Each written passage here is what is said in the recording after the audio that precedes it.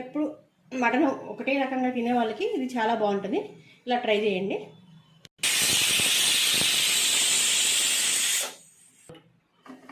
Whistles అయిపోయినాయండి. Gas కూడా of చేసేసాను.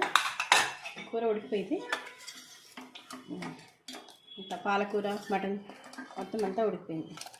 ఇప్పుడు మనం ఇందులో సన్నగా కట్ చేసుకున్నాం కొత్తిమీర వేసుకున్నాం. ఇలాగా కొంచెం కట్ చేసుకుని పెట్టుకున్నాం కదండి, ఈ కొత్తిమీర మొత్తం వేసేసుకొని ఇందులో ఒక్క నిమిషం పాటు అలా పెట్టేసుకుందాం.